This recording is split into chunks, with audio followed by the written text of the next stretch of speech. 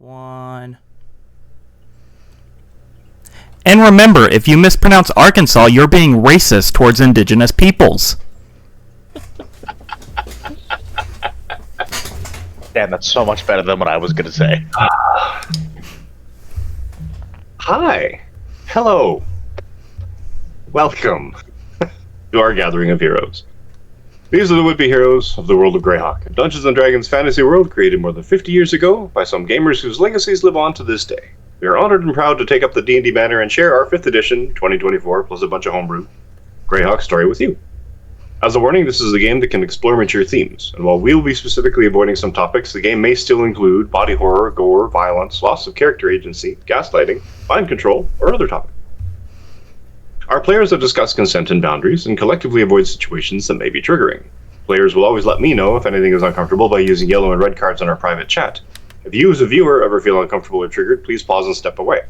Our streams will be available on YouTube after the game, and you can always come back to an episode when you feel ready. Some quick acknowledgements of sponsors and others who have helped make this game possible.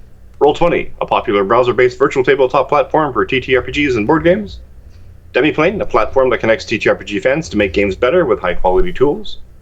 Legendary Games, a company that creates third-party support products for D&D 5th edition, aiming to provide the best possible campaign enhancements, such as the Boracubos and legendary Latin American monster supplements that we're using in this game. And we are also on board the affiliate program with Arkenforge, an amazing virtual tabletop and map-making software for TTRPGs, and Rogue Energy Gaming Drinks, reputedly the best gaming supplements on the planet. Use the promo code WOULDBEHEROES, all caps, no spaces, for $5 off your Arkenforge order or 10% off your Rogue Energy Gaming Drink. Now, let us introduce our cast. And I have my windows all effed up. And so I'm going to go with the person on my left, which is Eve. Hello, I'm Eve, and I'm playing Carcass, the giant crocodile barbarian. That's all I got. Oh, good. John. Hello, I'm John. Today I am playing Elenast and or Telesan, the 150-year-old pseudo-dragon turned dragonborn. Also, Sassanili. What? What? Also, speaking of Sassanili, Joe. Hello everyone, I apologize, I've been away for a bit, but I'm here back again. So, just like Eminem. Anyway, my name is Joe, better known as DJ Torador, Nullfinger on most of the social media sites, and I'll be playing Naveen Shadewood, the awesome spelunking, really cool, daredevil, suave, handsome, elf, half-elf with an incredible immaculate beard, who loves all things tabaxi cats, tabaxi paws, you name it, he's there for it. And also the minister, or priest, the creator, and the follower of the cult of Sassanili. Praise be he to all who serve him, and probably has a deep, undying crush for his co-worker, mate, priest. You forgot modest. And also very modest. He's the most modest guy I know. Yes. All right. Monica. Hi. I'm playing your favorite gauntly priestess, Mitzi, who just had the most wonderful, beautiful experience meeting the most glittery Baxi ever known to grace. Rub that in. Ever to Glittery grace the D&D world.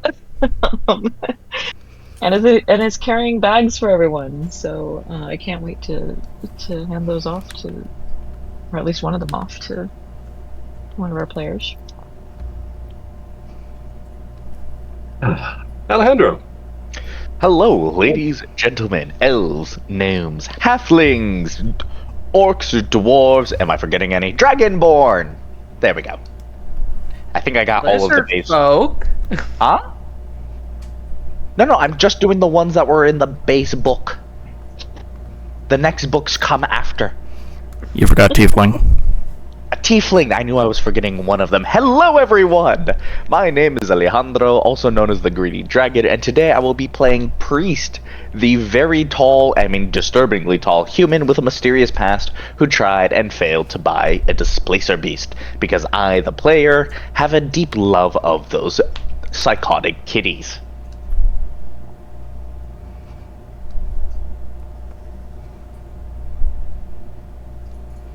Carcass is going to eat that displacer beast. As if we get the displacer beast, because I get the feeling we're gonna forget. What? I made a note about it. I'm not gonna let Mike let us forget. You know, we're just gonna get high enough level to where we can cast Control Monster. I mean, Carcass can already I'm do expecting that. it, honestly. Honestly, I'm expecting it. Also, Asimar. That's not in the core book. Yep. What? Yep. Yeah. What's it? But fuck Warforged. They're not allowed in this book. Yeah, they're like specifically page 186. Gotcha. Now that I've sufficiently chagrined, what has been happening? Well, Did we introduce everyone? yeah, Okay. Yeah. started with Eve, went down the list, went back up the other side. I wanted to make sure I felt like we missed someone. And Everybody here's knows Tar! You just weren't paying attention. Yeah, Francida is not able to make it. That's what. But she plays Tar, a orc paladin of the dwarven god of battle. It's a long story. However, we miss her, and hopefully she'll be back soon. So, what has been happening? Our party has been making preparations, spending 2 whole sessions running about the city like mad fools, attempting That to session had to deal with the displacer Prepare. beasts. Yeah. themselves better in trying to find this Balthazar fellow. They have a clue, they have an idea as to where he might be, so they just set upon themselves to prepare themselves, to acquire more, better equipment, to identify the magic items that they had yet to identify, to acquire a displacer beast pet for some godforsaken reason. You could have said no, there's no displacer beast in this magic animal shop. Oh no, I specifically gave it. Yeah, Alejandro Put it there. did not ask specifically He did for not a ask for displacer this. beast. I put that there specifically to tempt you, and All I asked y'all was just fell right to on your get face. used in a fight, and he gave me my favorite monster, and now I'm being challenged, and I'm a wee bit pissed. So, efforts were made, and let's just say that we're putting a pin in the displacer beast concept for now, and we'll readdress it when everyone returns, I guess, from the task at hand, as it were. You put a down payment on it. Exactly, right? You'll be back for it, or you've just spent 1,000 gold for nothing. 6 of one, half a dozen of the other for me. However, so as the day draws along, the wizened halfling, known as Whistlegap, is sitting on a bench outside the pet shop that you were all in. Sitting there absent-mindedly, sort of thumbing the gnarled the top of her walking stick.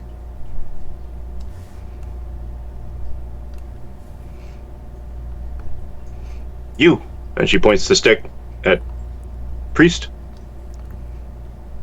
And you. Yes.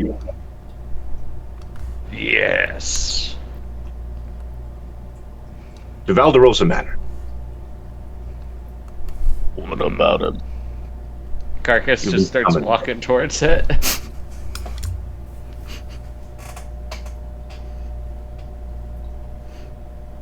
You've been summoned. And then she just hops down, starts walking. Follow after her.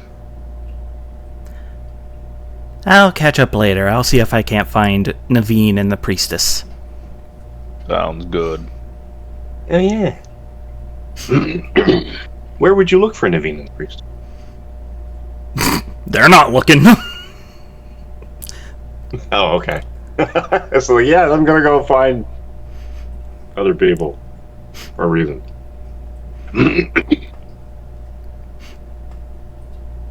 And okay, so you guys are walking that way. Naveen, what would you be doing after your purchase of your fancy bow? Testing it out over like some water, shooting at pigeons and or fish. Fair. Or You lizard folks. tie rope to your arrows at all? Yeah. Or do you just shoot them into the ocean? No, I shoot. I don't. Yeah, this is not going to. I'm not wasting arrows. No. Fair. Go. Yeah, it is a well-made weapon of war.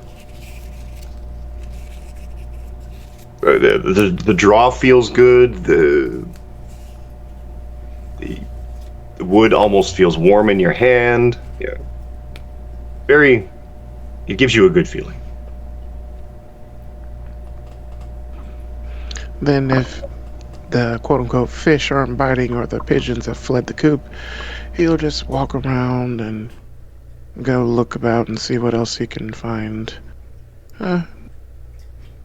Maybe more weapon wise, but maybe magic-y stuff. Well, magic-y stuff. There's a number of different locations in the city. I'm checking our legend keeper No problem. because it's got all the listings because I've been putting them in there one at a time, painstaking. There is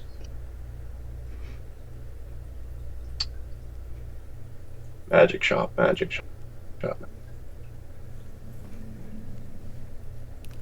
Where did I put it? Apologies.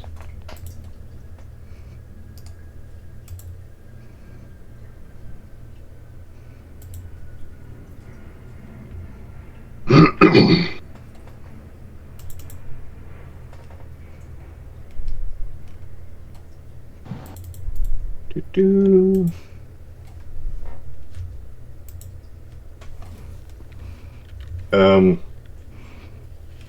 I guess it all depends on which district really you want to look in. There's there's Glittermanes is in the merchant district. There's got- Oromander's Emporium of the Soul, which is more of a bookshop. Can I go to Glittermanes first and then round out to the other one? You absolutely can. There's Blenak's We should Bazaar. not have said anything about Glitterman. Also, Mike, I just want to say, you were like, oh, they spent 2 episodes shopping. You initiated this shopping trip. It's your fault. All right. So Carcass you got wander. her shopping done real quick. You start wandering because it's in the Glittermanes is in the merchant district, so that's a bit of a leg stretch, as it were.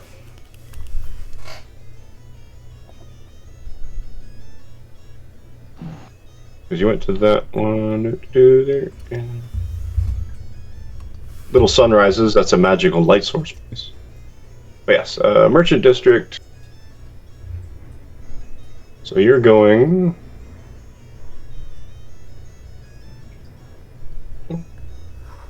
Also, we need music. Hold on.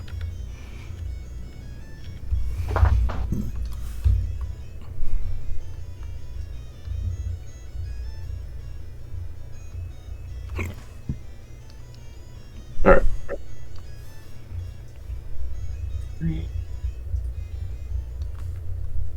Good. Map, Sassery.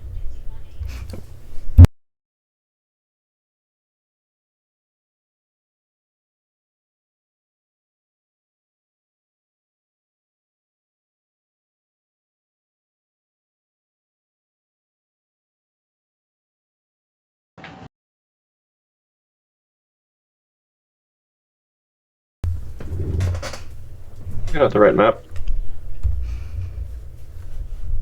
Yeah.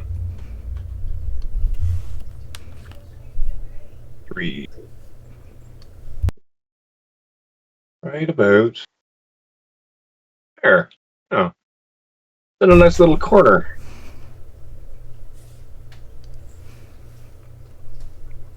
Spot marker.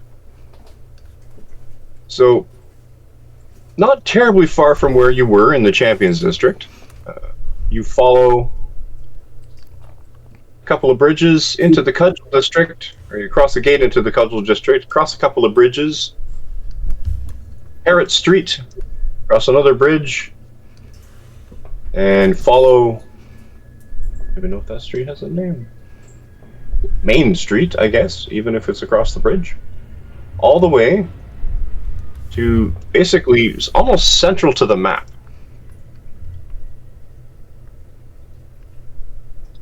In the same section where the Valderosa estate is, but a couple of little small sectional islands over, number 23 if you can find it, it's right about there.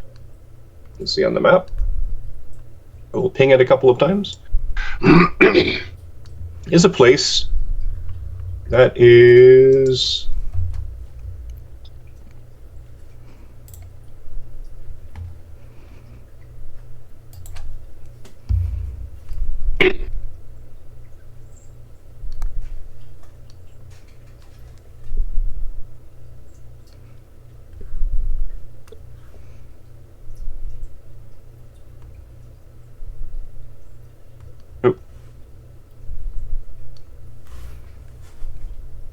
Come on.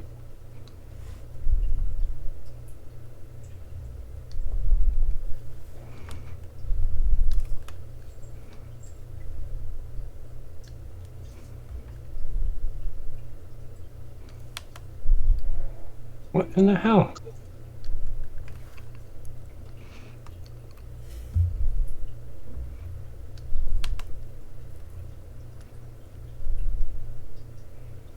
Apologies, folks.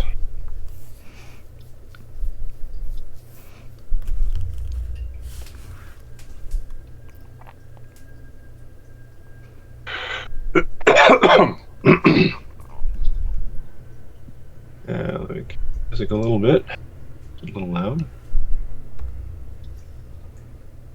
Alright. Glitter Remains is easily missed. A dark wood facade inlaid with thin ribbons of polished brass.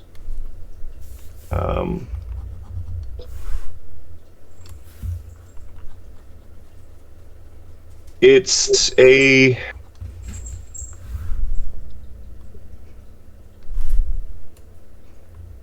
nondescript.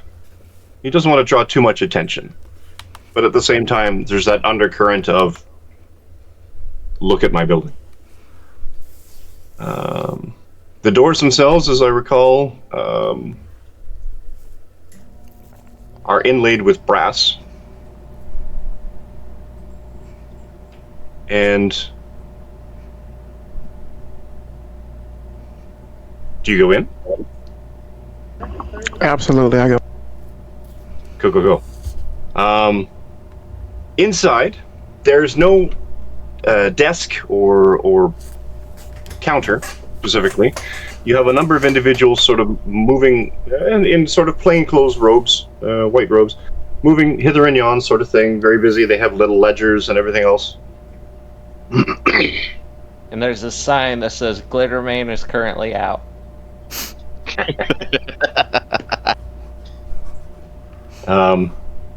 And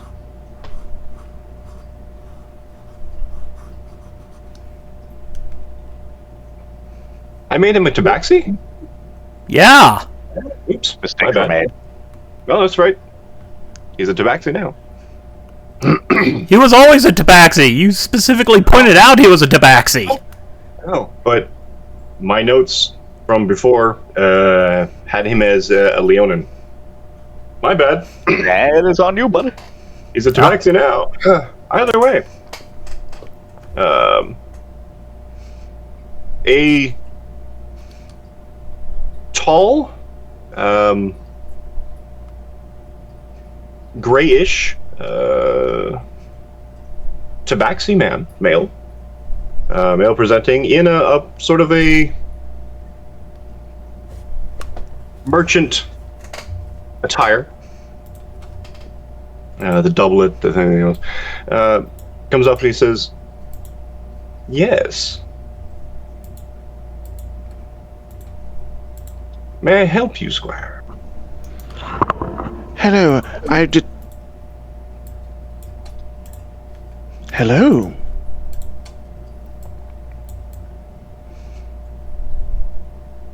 How are you? I'm well. Business has been good today. What can I do?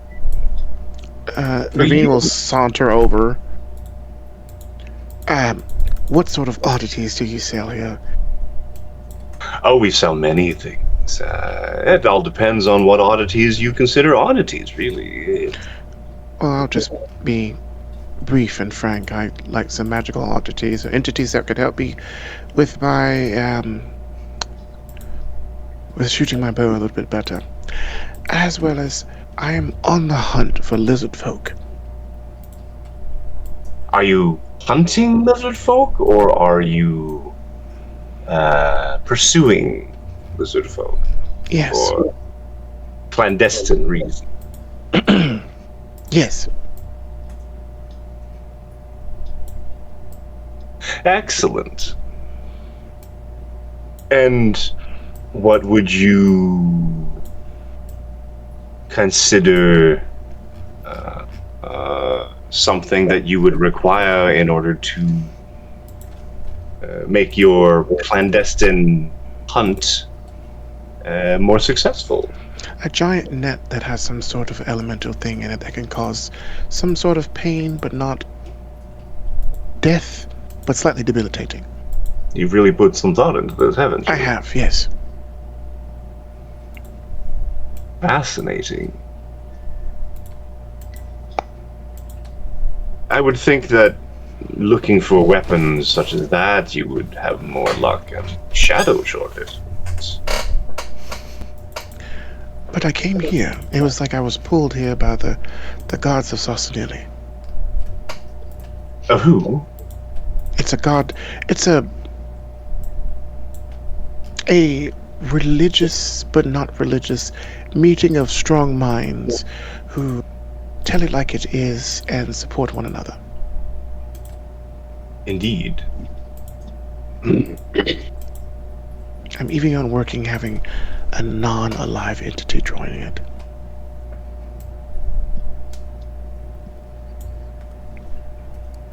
Religious cult, you say? Ah, no cold. Just a meeting of minds. Of course, of course. Are you a faithful I person? understand.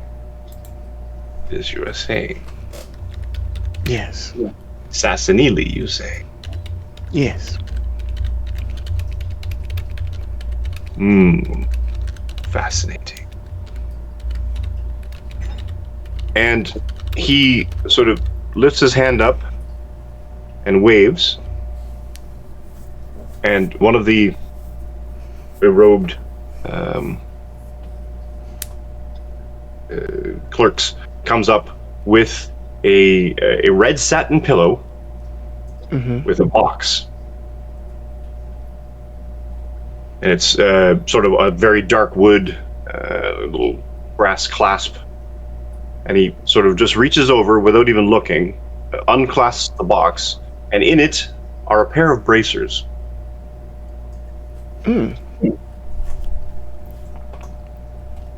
Now these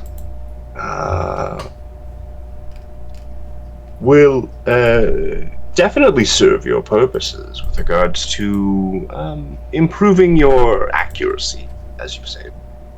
But Oh no, but that's exactly what they will do. and you swear that by these with your glorious paws. Oh no, I merely am a broker in artifacts. Me as well. What a coincidence. I Perhaps we agree. can come to some kind of arrangement. I think that might suffice.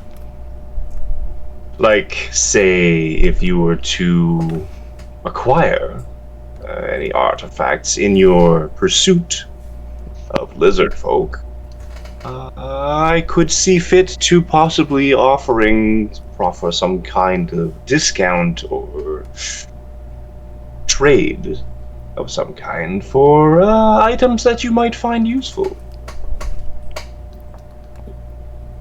Is it just lizard folk? I don't know. It's your opinion as to what you decide to hunt or not.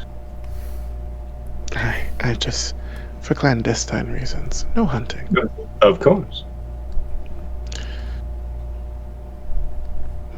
As you say, What are your opinions on bibliophiles and reading? oh, we don't sell many books here, unfortunately. I didn't ask that. I asked your opinion on them. Reading is good for the mind, you see. It helps you escape, or relax, or learn something that you didn't know before. What about smut?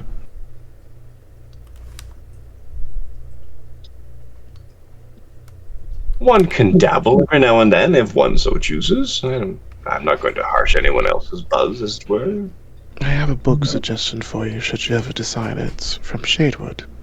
It's a real page turner. Shadewood, you say? Yes. I will have to look into. It's about tabaxi. Is it, then? Mm-hmm. Well, that would be fascinating. I agree. So, the bracers.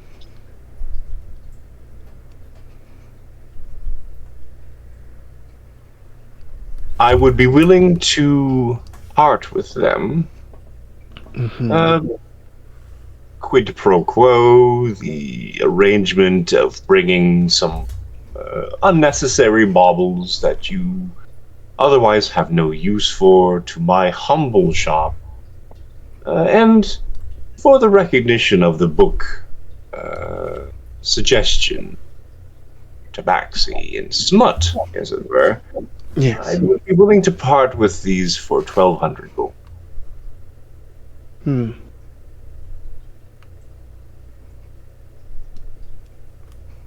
1,000. What else are you offering me for that 1,000? To explore your mind.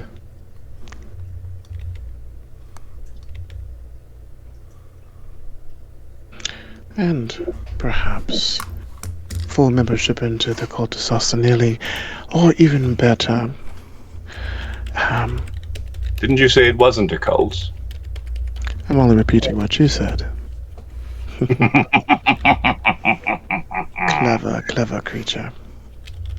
Give me a persuasion check. Sure. Persuasion.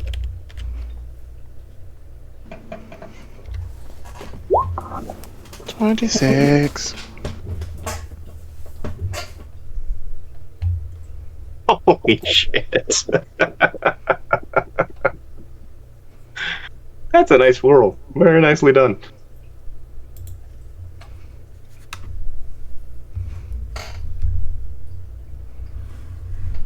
I find you fascinating, As I do you. young elf. And I look forward to the trinkets that you bring me. Mm-hmm. I will let these go to you for 1,000 gold. Sold. Do you have 1,000 gold? I think. Maybe. You just spent a big chunk on the bow. I did.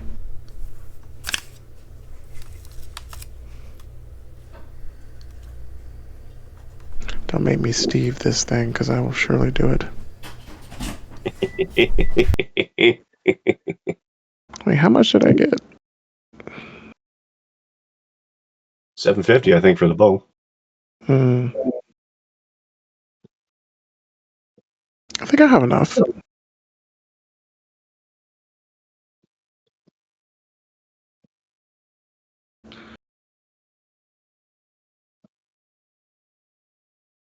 We'll say you do for now. Yeah, I think I have enough. He knows where you live. Yeah, he'll slide that over and sensually caress the paw just a little long and then pull back.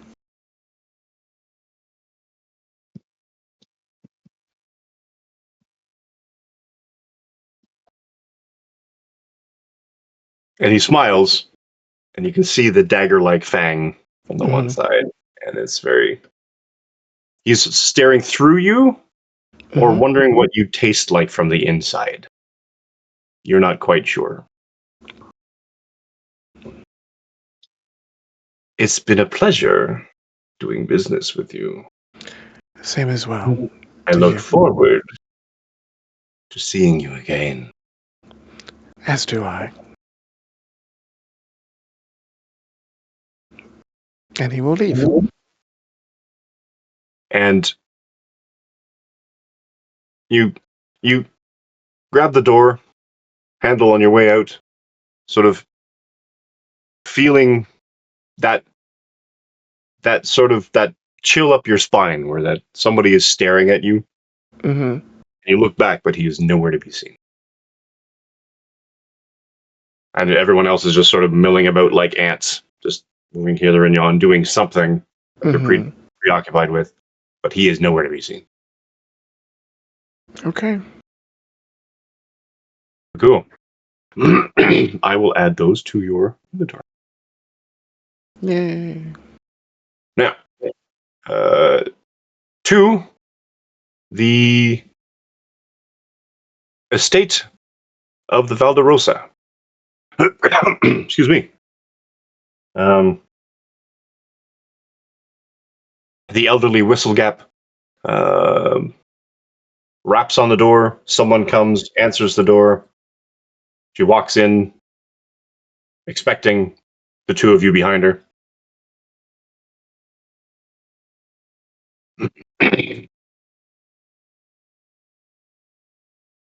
All right, John, you're up.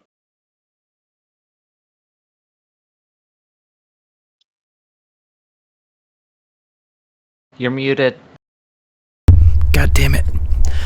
Oh, thank God, So- I thought it was me. So yeah, she probably leads you guys off to some little office off to the side of the building. Everything's like sized for a Zenokanteka, so it probably comes up to like your knees, like the desk and at least Sasanilli's chair. And yeah, speaking of, he is he's there behind his little desk with just a mountain of paperwork, and he looks over and says, thank you, Miss Whistlegap. Have a nice day. I'm sorry that I had to send you off to find our associates. Think nothing of it. And yeah, he'll give her a nod, and as she leaves and shuts the door, Sasanelli looks at Carcass and Priest and says, "Okay, what the fuck is going on with Naveen?" I do not know. It is worrying. Okay, look, I am used to humans like treating beast folk like toys, okay? I'm used to them looking at us like we are little playthings for them to mess around with. It has been that way since they have looks at been me here. like that. That's because you're threatening. The Zenokanteka, the Tabaxi, we're not threatening. Carcass just holds out one of the spare daggers that she picked up to Sasanilli. Yeah, he will take it. A point, Carcass. It will help. So, I went to the Fletcher earlier today, and I was informed that our mutual psychopath has made a cult about me. A what? You Yes. have not been paying attention, she says to Priest. I Keep cannot go shopping in that Fletchery anymore because they think I'm some kind of cult leader. That sounds like very poor investigation on their part, to be honest. They don't have to investigate anything. They provided service of goods. Like, they just go by whatever they hear off the street. And currently, what's going on the street is someone is using my name as some kind of religious idol for a cult. And I'm being related to Camazot? My people don't even worship Camazot! I don't know who that is. Oh, that's great. Okay, so Camazot is a giant monstrous bat that the humans created when they met the Zenkateka. They're like, oh, these guys are here, they drink blood, obviously they worship some heart-eating bat monster.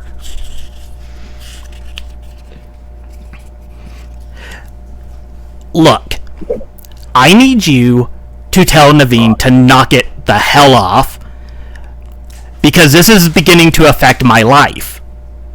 Like, my ability to do my job as Lady Valderosa's accountant is being directly influenced by the nonsense he is spewing to merchants.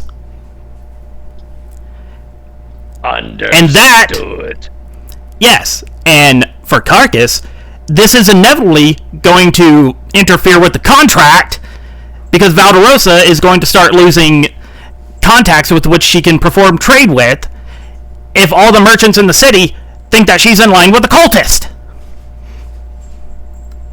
This is true. Now look, I do not want to, but Lady Valderosa has given me the authority and the financial backing to take Naveen on a very public, very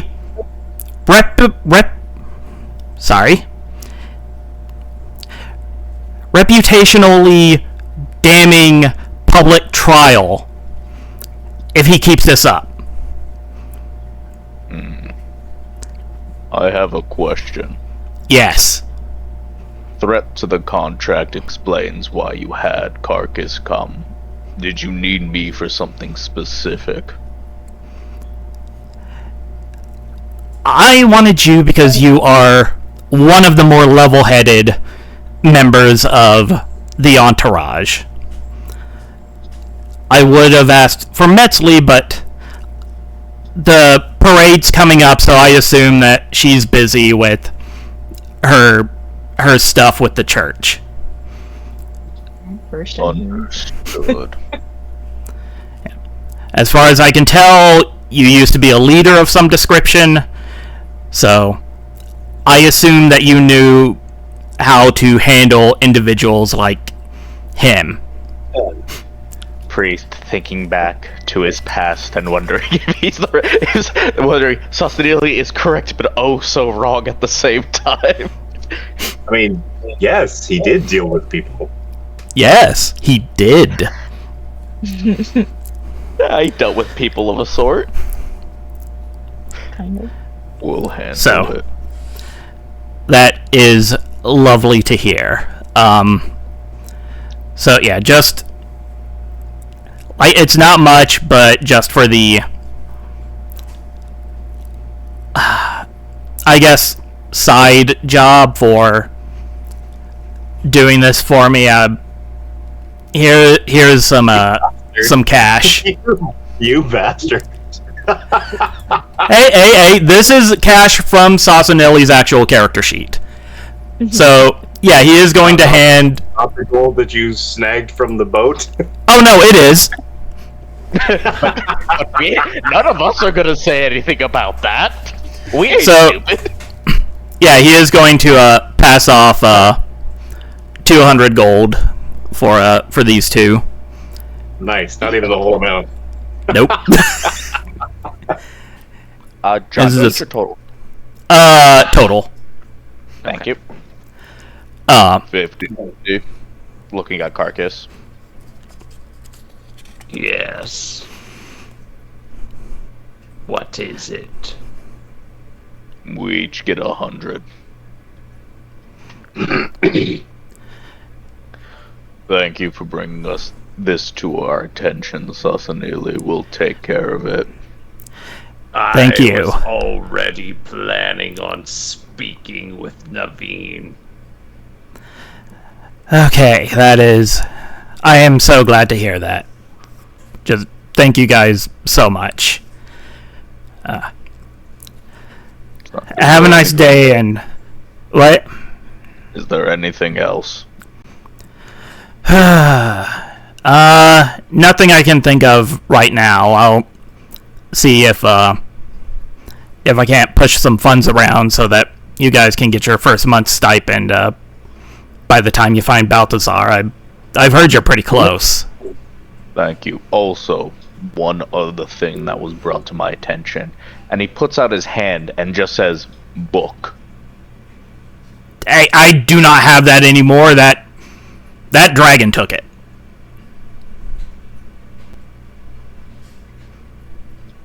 Did he? Yep. Okay, I need to update my notes. I must have missed that. No, that's fair. Priest is weirdly, like, non-perceptive. Well, I think the real problem is Priest is very much focused on trying to get the Balthazar situation done. Mm-hmm. Because he's aware of how bad a death curse can get, because he's died before. Oh, no! So he's on a time limit. This could very much start affecting him, and it's making it difficult for him to focus on this shit. Yeah. But yeah, Sasano is just like, yeah, no, that, Ellen asked, they came by a few days ago and, like, directly came to me and asked for the book. Like, walked all through the mansion. It was honestly a little terrifying. Understood. I do not enjoy the LNS presence. Yeah, they have a weird vibe about them. It's probably from the whole Yes. undead pseudo-dragon thing, but... To be fair, I think we all have a weird vibe except for you, Sasanili. I Nestle's pretty good. think I appreciate that. I think that I am pretty normal. Most Honestly, people yes. are the lizard folk carcass. But yeah, also, if you encounter my nephew, just make sure he doesn't get mauled horribly by some creature. If he attacks us, do you want us to make sure he doesn't die? That would be very appreciative, yes. Carcass added to the contract that there are specific people we should try our best not to kill. Like, Xochi's a lot of hot air, honestly. Like, if you have to fight him, like, one good hit should just lay him flat. But, yeah, he's a kid. Just take it a little easy on him. Understood. Is there anything else? No, that was all the issues I had to bring up with our current expedition party. Good seeing you, Sasanili. Great seeing you too as well. Have a nice day and good luck. And next time a human hassles you, take that knife and jam it under their kneecap, then pry. They will cease their activities. Will do. It will cut their patella tendon. They won't be able to use their knee unless it gets quick healing. Terrifying, but understood. And as they're leaving, he is definitely just going to put this dagger in like a drawer. As we walk out, Priestess gives a very frustrated sigh. Carcass, Yes. let's just both be in agreement that if Naveen refuses to stop, we force him to. Understood. I cannot slay him, however. I must give him his reward. What about after? After is not my concern. Alright, let's go find Naveen.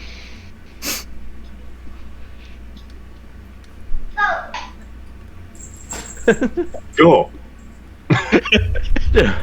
It's just making enemies. You're also muted. Joe, you're muted. Storyteller. Mm. Naveen would like to be in a tavern. Oh Sure. god, no. Not drinking, but like having like a sandwich or something. Or whatever. Sure, Folks that's do. fine. And a nice Closest cup of tea. Tavern in the Merchant District. No, that's Champion District. And for shiggles, he's not proselytizing. He's reading a passage from the smut book, Sure. like book club style. Nice, nice. Could we potentially find Elenas during this as well? And Metzil if possible?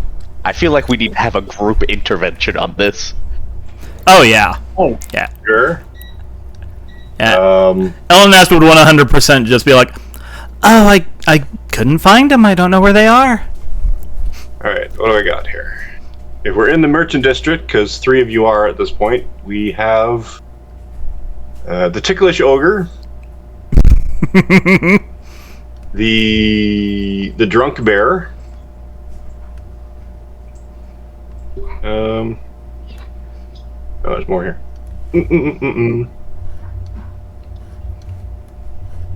The Strumpet's Excuse is an inn. 15 Horses and a Mule is a tavern. The Rusty Pirate. Yeah, that's the list for the Give Merchant District. me the hungry bear, the bear. The drunken bear. Yes, the drunken bear. Drunk Bear. That's a gay dive bar if I've ever. Oh, yeah. Oh yeah. Oh yeah. If you don't give this the flavor of a gay dive bar, you're homophobic. With bears. Wolf. Alright. Oops. Sorry. I mean, it is an earth sign. Can't believe this. Fun fact, before I knew what bear meant in slang culture, I got called a bear by a gay guy. Didn't know what it meant. I just said thank you and moved on with my life. It wasn't explained to me until like 2 weeks later. He said that I'm a big, strong man. I felt pretty good about myself after that. I don't. Just a quick sidebar. I don't think you know how sought out bears are in the community. Oh, yeah, no, I very know much. now. Back then, no idea. Well, welcome, I guess. Welcome. There are a lot of gays that like bears. I have since learned. I made the mistake of asking the internet what does it mean when a gay man calls you a bear. Right? Okay, No, it won't load. 1 sec. we're fine.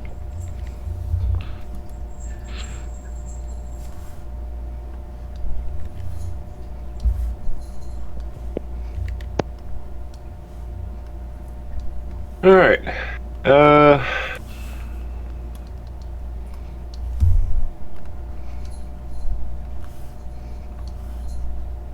Alright. What do we got here? Also, to everyone watching, I love you guys are taking yourselves and drinking a. Like 90% of that cut off for me, so I don't know if it Oh, wound up on stream. How about now? Is it still cutting out? No, you're good now. Okay, I guess that was just from distance. Want to say to everyone that's watching, I love enjoying yourselves and drinking a lot of water. Did it cut out again? A little bit, but most of it got out. Dang it! You got it. Trying to I'm move. like right here. Where is it? Wrong version. Hold Wait, on. It might be Joe is trying to say he loves you and that you should be drinking water. You better fucking be doing it, or I'm gonna break your kneecaps. 21. All right. So I'm we are. drinking Mountain Dew Baja Blast. Oh hell yeah! Close enough. It's Right blue. here, just up the street, Main Street, I guess, from Glittermains, tucked into the side, between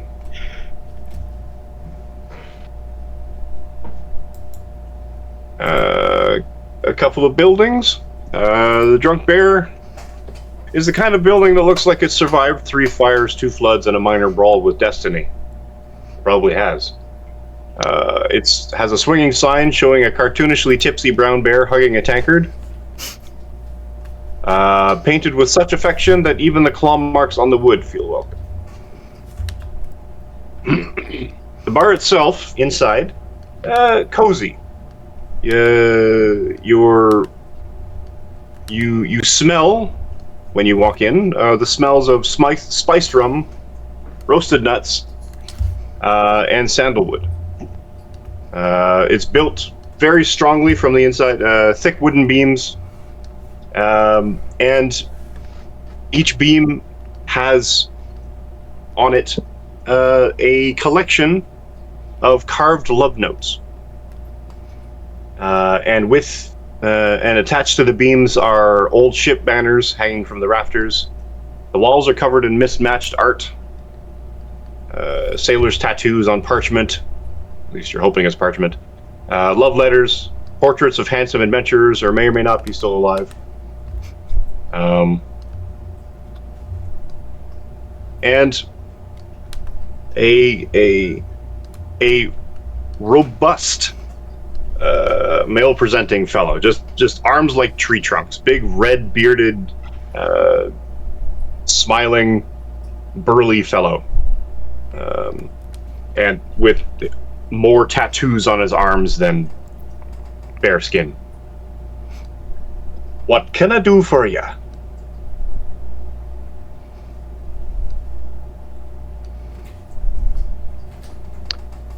We're looking for a friend of ours. Well, everyone's a friend here. You might want to be a bit more specific. What kind of friend you're looking for? His name is Naveen. Elf, yay tall, dreadlocks, probably has a bow or so on him. Fascination for smut? Yes, that's the one. Oh, he's right over there. Don't look. Can How I see did what we book miss he's him? reading from here? Say what, sorry? Can I see what book he's reading from here? Probably. When he sees it, Priest just goes, good choice.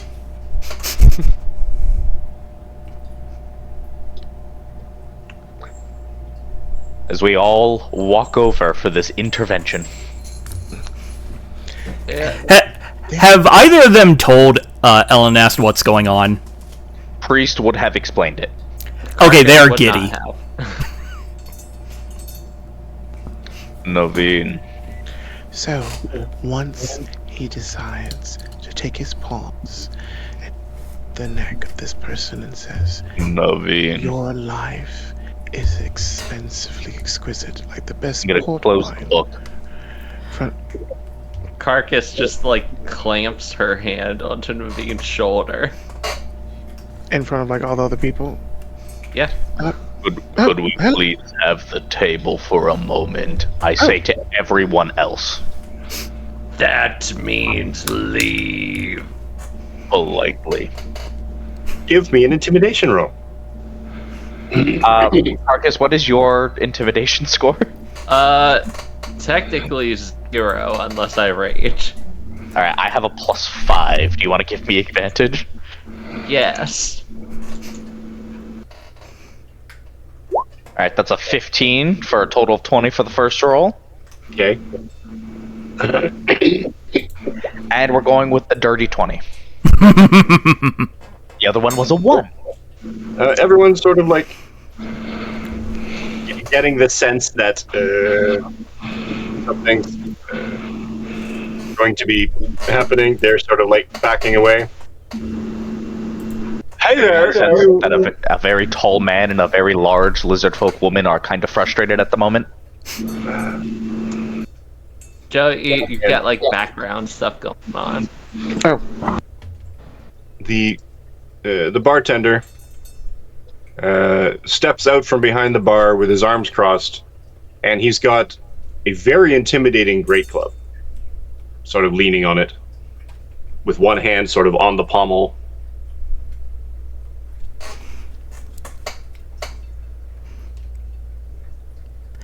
Just Don't watch worry, we're friends.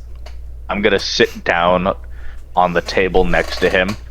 Not on the table, on the chair next to him.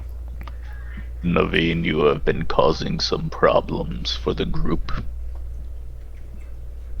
Naveen will kind of look at the bartender dude and then look back at Priest. Did you not want tea? Did I not share it with you? Not the problem. Your The food?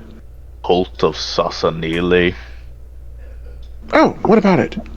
We have received complaints from our employer, the person who's funding our very real problem of dealing with the death plague, because your...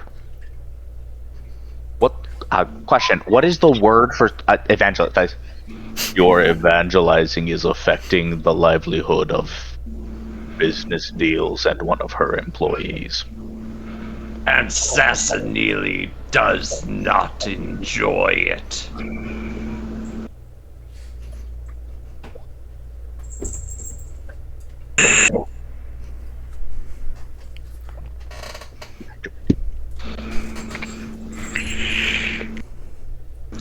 Is that all? It needs to stop. And I mean fully stop. Is that all? Pretty much. So all of my patrons that were listening to the book had to be chased away for a complaint. I simply asked them to give me a moment of privacy. If they were afraid from it, that's No, Priest. I know things can get tense, but the way your energy is coming up, leave. Well, Threatening. you are breaking up a lot. Yeah.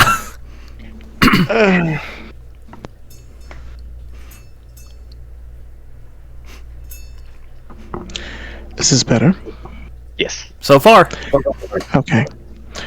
The energy that you're giving appears to be much more intimidating. Yes. One half of that I give an apology, the other half is I'm in a bit of a rush for us to get back to our main goal because it affects people I know personally. Well, let's get back to it. You don't have to tell me anything else. I've just been sitting here waiting.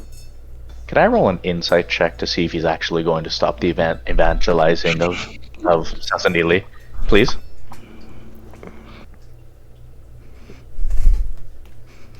I mean, I guess at this point it comes to the thought of whether Naveen is actually being truthful. If he's being truthful, you can make it a persuasion check. If you're not being truthful, you can make it a deception check. You don't necessarily have to tell us which one it is either. You can simply Just make You can one roll of the them and let us know what they rolled. You gotta be you can roll the d20. I have your character sheet. You can send it to me in a PM if you want to let me know which one you're actually using. Roll a No. d20, you say? Why not? Telsan will get in on this. Everyone roll on d20 except for Joe, because we don't want to know. Wow. Yeah, beat a 20. It's a secret.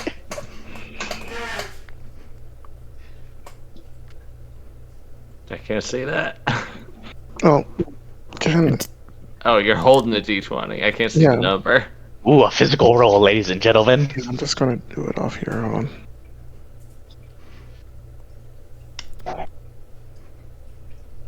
And I'm gonna take a picture with my phone. Hold on. So it doesn't look bad. Hold on. It's at this moment Phone? you realize he either rolled a natural 20 or a natural 1. Let me get the camera ready so you guys can not be surprised. Do we have social media for the campaign? Because we could post this on here and We- be hilarious afterwards. There is a blue sky. Alright, we can post this on the Blue Sky. Yeah. Everyone, go follow Would Be Heroes on Blue Sky. It's actually a pretty cool account. Huh? Oh, speak. Yeah, I need to take a break soon.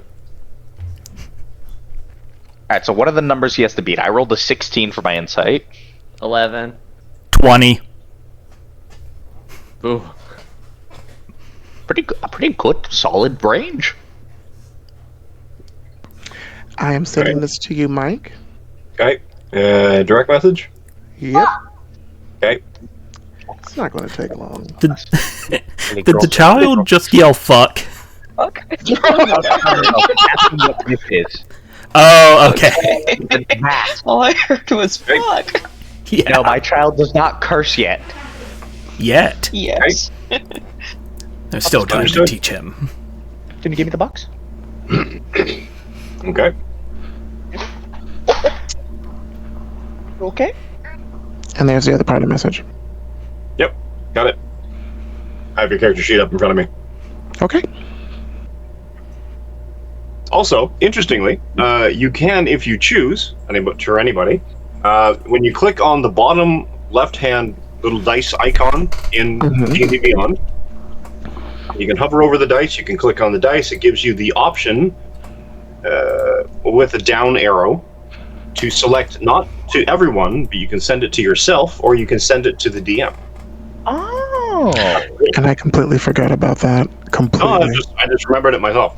I just had them Oh, in yeah. my hand. We could also do that. All right, so Anyway, back to it. Sassanilli, or no, excuse me, not Sassanilli. Naveen Close, but no cigar. seems to be on the level. Seems to be telling the truth.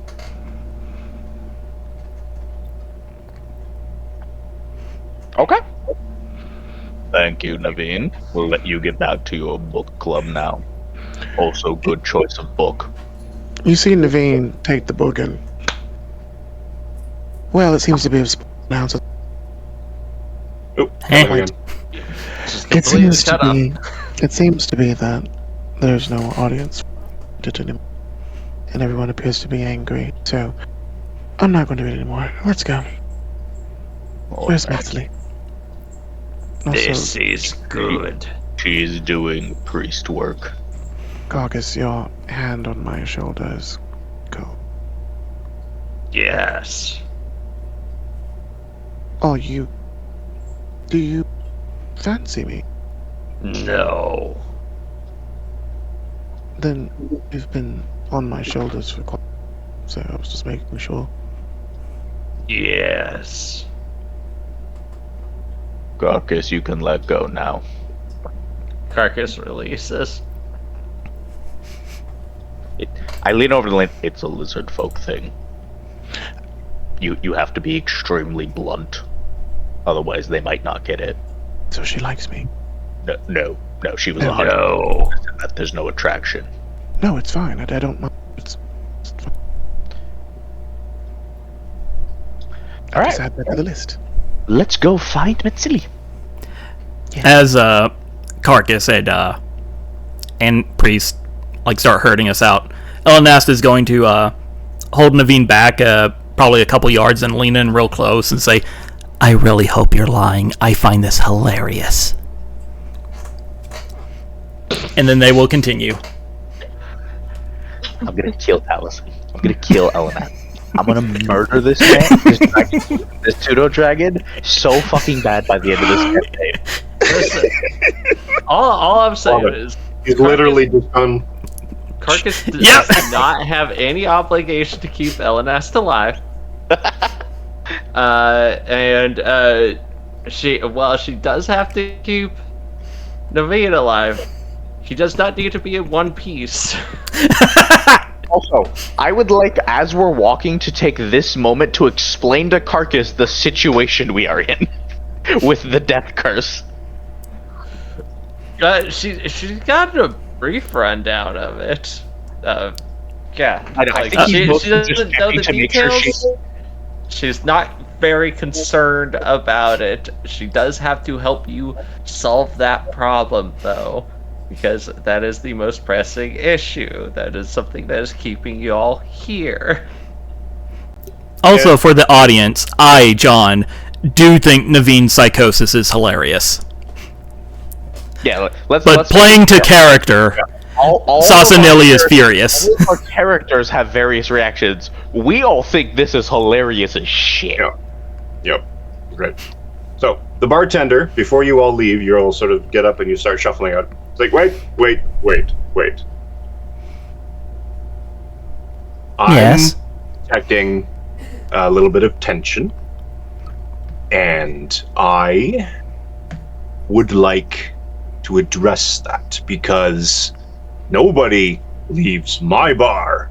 And he just starts, it almost like he starts getting hairier. Where bear bartender? Where bear bartender? Bartender. Eat your heart out, gays. You don't, yeah, literally, bear upon bear. Nobody leaves my bar in a bad mood. And he kind of reaches over and this cask is one of the strangest things you've seen. And because it's almost sort of, it looks like just a regular oaken cask, but it sort of almost has a glitter, an undertone of a different color of the rainbow depending on the strip of the wood that's being held into these. And it's tapped, and he's like, wait. Because it's sort of, the tap itself is almost seeming like it's almost on a red. And he's like, no, wait. And it's almost like the hair recedes a little bit. He becomes a little less, like, violently hair. The cask itself changes color, mutes. And then he pours from the cask. 1, 2, 3, 4, 5, 4 mugs. He says, drink. Is this alcohol? This is a bar. Well, I was taught You never have to. hot water. Drink. Never turn down a free Does drink. not drink. He doesn't drink alcohol. She doesn't drink. I think Priest will Drink. say, she doesn't drink. I am also not tense. I Priest am will drink. feeling loose.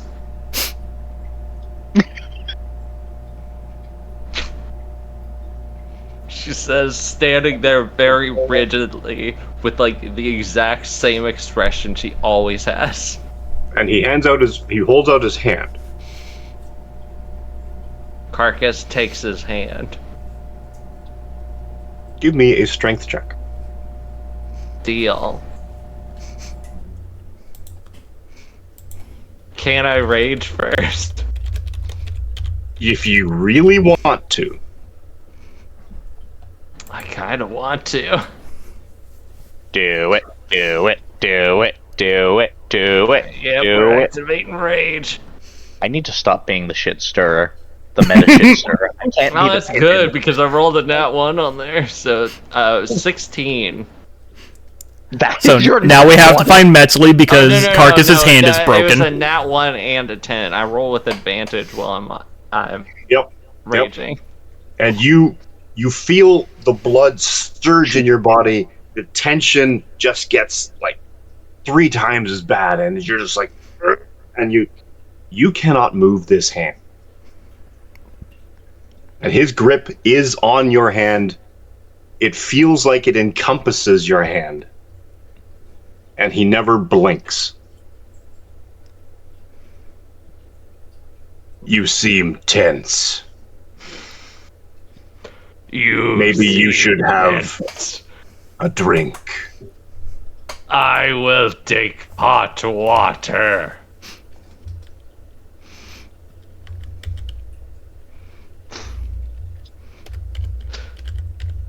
And he visibly calms. Goes to the keg again. Taps it. Not taking his eyes off of you at all. Stops the keg. Puts the mug in front of you.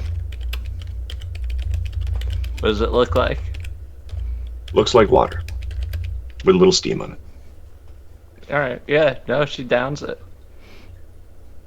It's not just water. Damn it.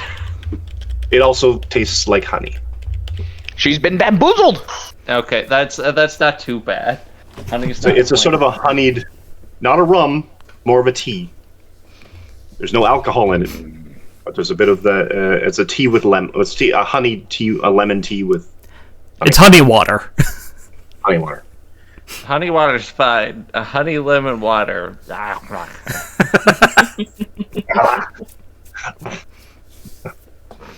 The rest of you taste a spicy, honeyed mead. Oh, so it's rum. Kind of. Very warming. It's very calming, in the sense of it's a big mug of alcohol.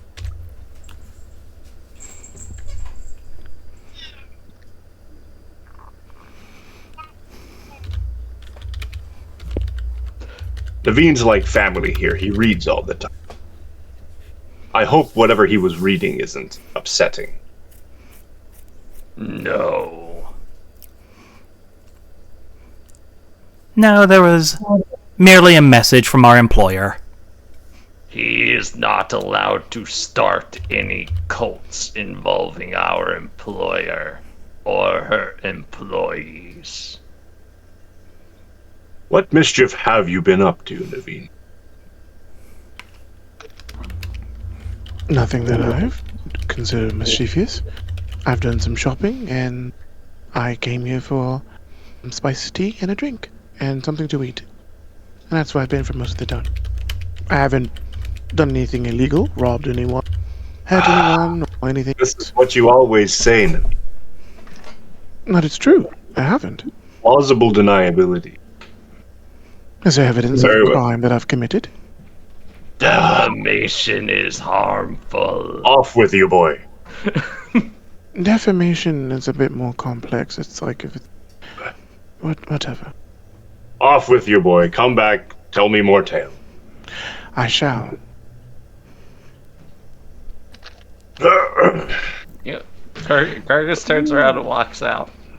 Can I do something as they're walking out? Absolutely. Where? Oh boy. Can I surreptitiously give Bart the thing? Wait, sorry. I'm sorry? You cut out again. Can I surreptitiously give the bartender something? Yes. I would like to give him the book that Naveen has been working on as the text for the cult of Sassanuli to hold. Okay. Give me a sleight of hand check. Okay, let's see. Perfect. Because again, I don't need. Why do I?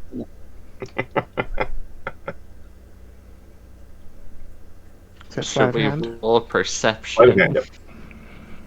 Let's see here.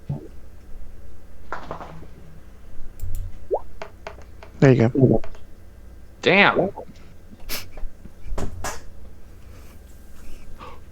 Oh! I got a 23. I rolled a nat 20. Now, to be fair, I'm not going to allow those rolls, mainly because you all aren't specifically looking for it, and I'm using your Yeah, passive to perception. be fair. To be fair,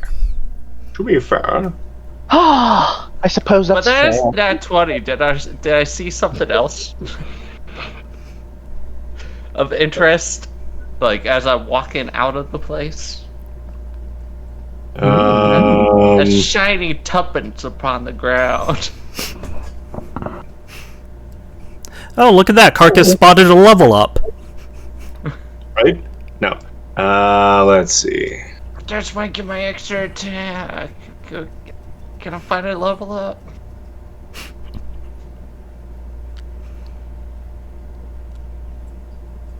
Unfortunately, no. I don't have anything in this. Sure, a silver piece on the ground. Hell yeah! Sick. They're grasping for silver pieces. All right, so with With leads that, down. I have found a silver piece. Oh, well, finders keepers and all that. I am adding it to my inventory.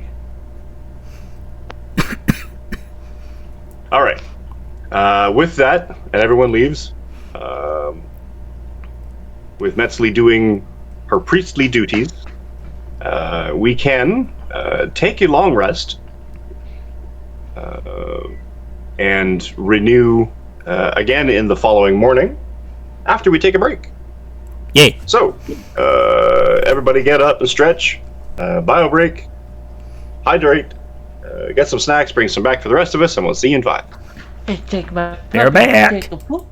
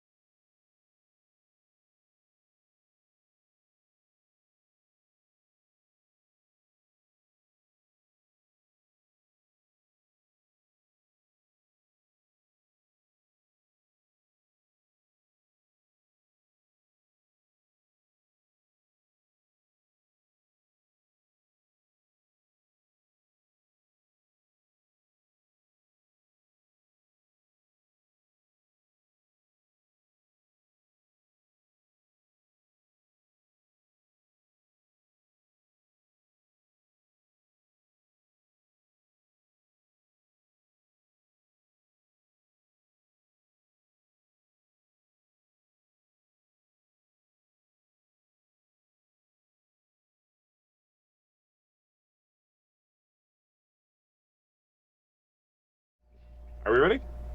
Yeah. Well, I hope we're ready because we're back.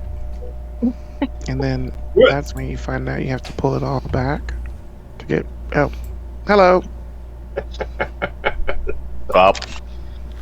Sup. I'm not gonna be king. I'm not, You're not gonna be kink. What? I'm sorry. So I was talking to my wife earlier. My brain was still in that mode. I'm not gonna be sassy right now because I'm eating a chip. Excellent. Uh-huh. Cool. Go. So, welcome back. Hello. Some intervention and some pacified feelings, hostilities averted. I'm not entirely sure what's happening anymore. That's fine.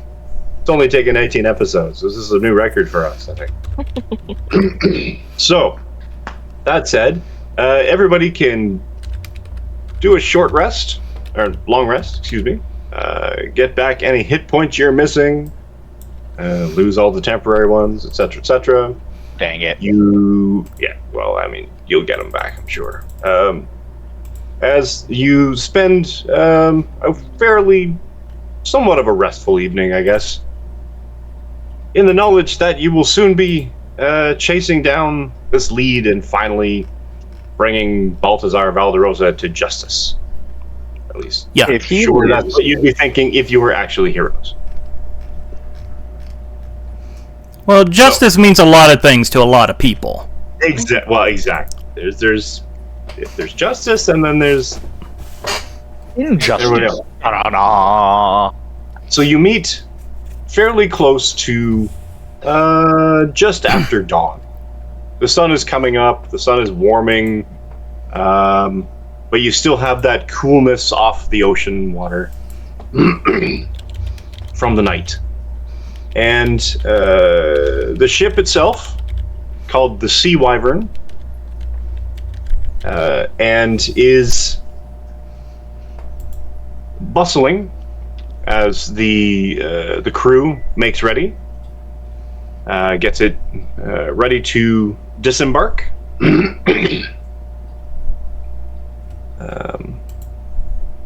Are there anything else that you'd like to do before you leave?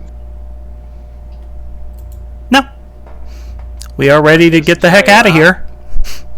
Priest is packed and ready to go, and he is currently having his shadows help carry supplies onto the ship.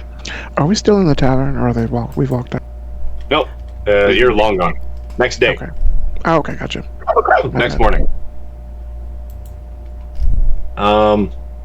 And without further ado, then, as everyone gets ready, and no one else has anything else left to do on dockside, the ship disembarks. Moving at a very low pace, low sails, everything else, sort of maneuvering its way out of the city, which I will open up that. I will go to the music. I'm going to change it. I think I have a different... Yeah, open ocean. There we go. Boop.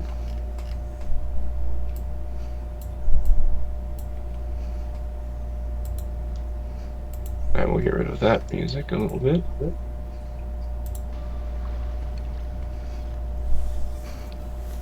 Oh boy, I remember to unmute Roll20 this time. Hey, cool. Frowns at the boat.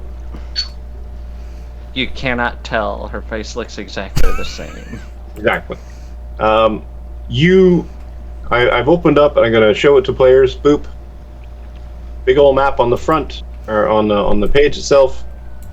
You can get rid of if you need to. You will be heading to Bloody Bay. Bloody Bay. Looks like Blood Bay. Blood Bay. Yep. I don't see why there. And Kraken's Cove is sort of just an adjunct to that. The entire trip will take about 10 hours. Unfortunately, you don't even get 30 feet outside the final Terracnian's Arch, which is the large stone carved trellis-like system that has been looks like it has been destroyed. It used to be a sort of a bridge gate at the opening mouth of the bay, which absorbs the ships coming in and out into Jekyll Bay, into Sasserine, and you start navigating your way out, and you see in front of you, well, actually, let's do it differently. What are you all doing? You're on a ship. You're starting to set sail. What are your characters doing? He's napping. Excellent. Carcass just kind of found a spot on the middle of the deck to just flop right down, and she is basking, trying to warm up in that dawn cool. Oh. Elnast is leaning on some of the side railings of the boat, just kind of watching Tokal flying around, being a bit jealous that they currently cannot fly. Fair. Naveen? He is sitting. He's sitting near a post or the mast, one of the masts, and he's attempting to LNS and Carcass. Okay. What's Metzley doing? Actually, you know what? Of anybody, Metzley and Taliesin, give me... Metzley and Taliesin, give me a history check. Hell yeah. And Carcass as well with disadvantage. Carcass or Metzley? You all can, just I'm going to make the difficulty a bit higher for those who are not from here.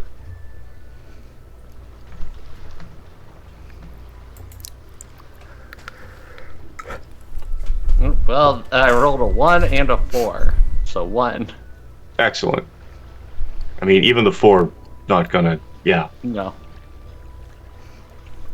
15! Questions for you.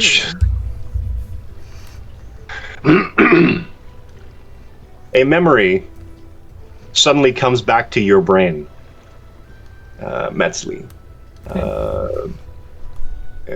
As and Taliesin, this is sort of something that you've heard in rumor, but you've never really engaged. Priest and Naveen, history checks with disadvantage, please. Disadvantage? Yes. Why you gotta do me like that, boy? Because you're not from around here. There's certain Damn things it, I about... rolled a natural 20 for my first roll. Get Nice. hacked. You as well. I got an 11. Oh, alright. Well, 16 is not bad, actually. You and Taliesin have heard rumor about this, and this sort of kicks in, and the only one of you who has been here long enough, some say far too long, Metzley, you remember Aramag. The name strikes a chord in your memory as the sailor in the crow's nest. Aramag,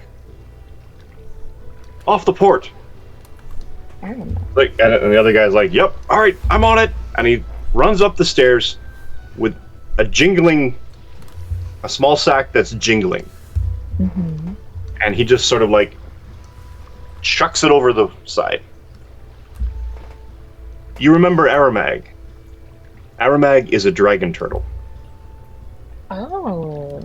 And you see, just as your memory comes, a large island surfaces off the port bow. I go rush over to watch. And this absolutely immense,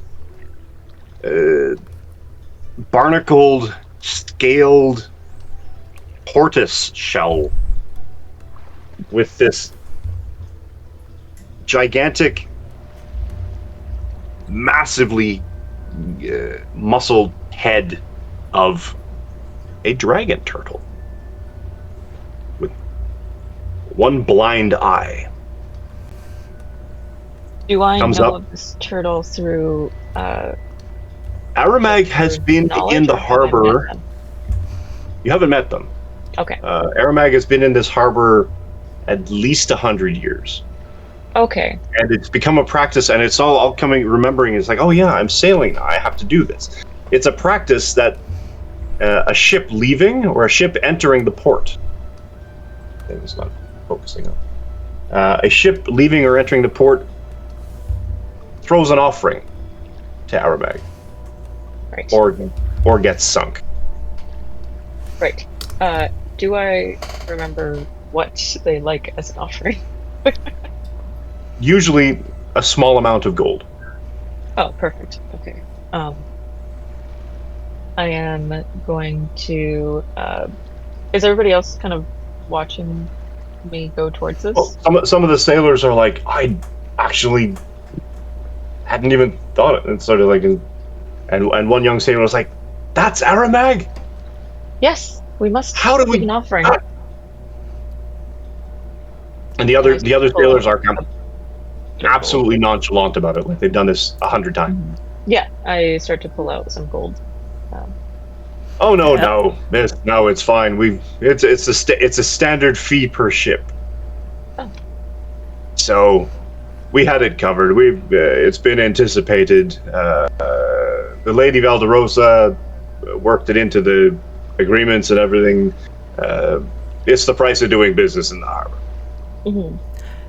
Elenast walks up, looking completely confused, and says, "Are we paying protection money to a turtle?"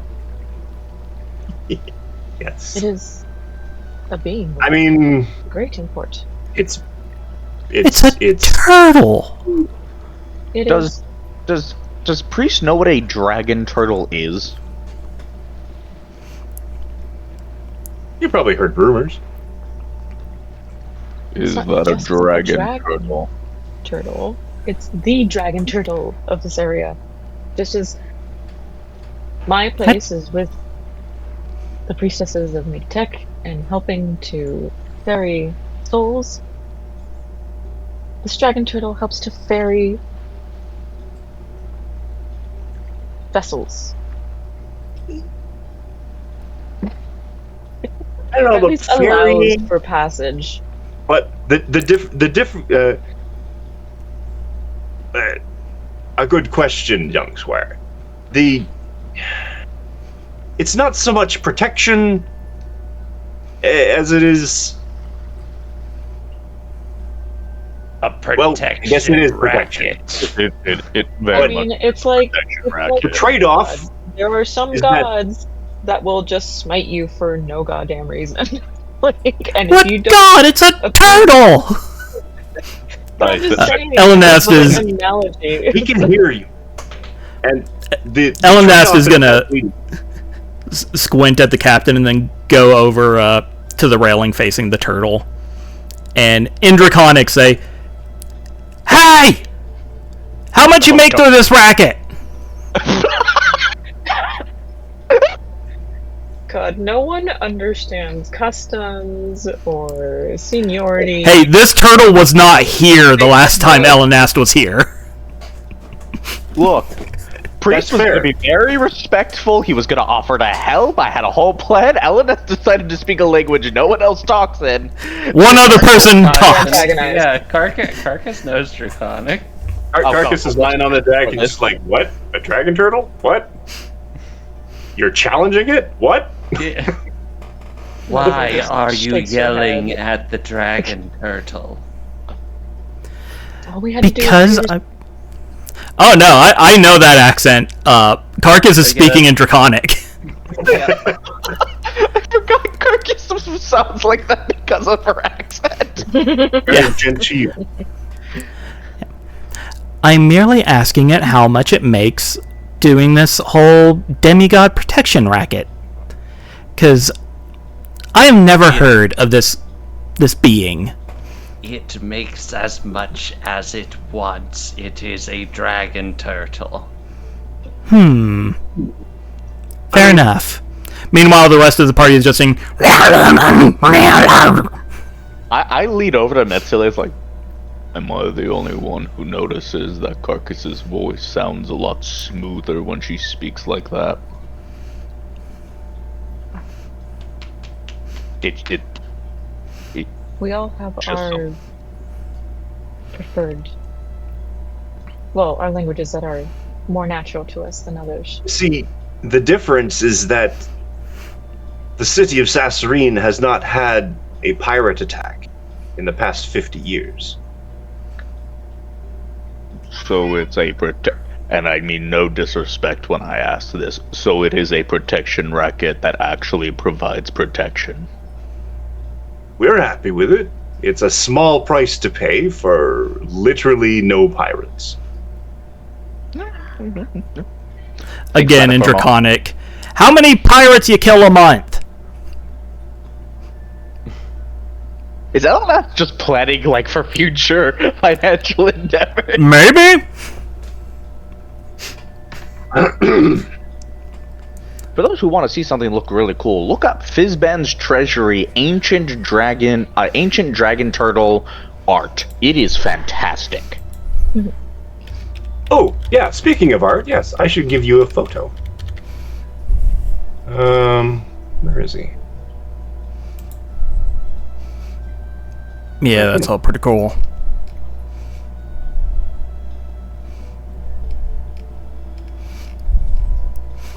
Oh. Stand by. But yeah, so Standing by. Elenast is a bit of an egotist, I'll say. No. And as far as they're concerned, them and this dragon are on the same level. Elena's is gonna get everyone killed. It's We're fine, gonna they die. can bring you back. I can't. We've established Priest has died before. You can't come back if you die in the Death Plague. Well, your body will be reanimated. Alright. I gotta load this up 1 second, sorry.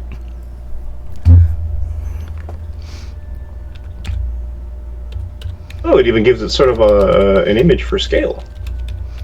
Oh.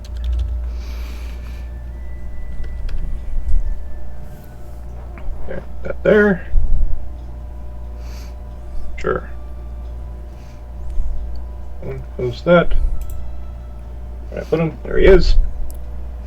Put him into that. Add.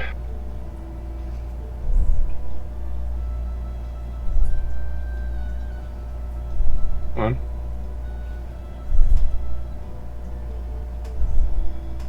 Oh, plus a handout. Never mind. There we go. Drag that. To there. Name this Airbag.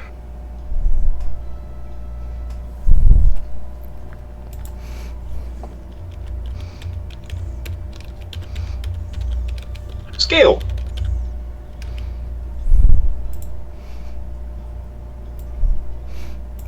Yeah, he's a little punk.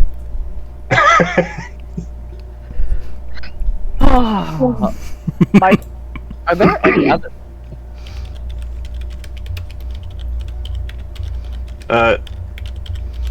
Callison, give me a.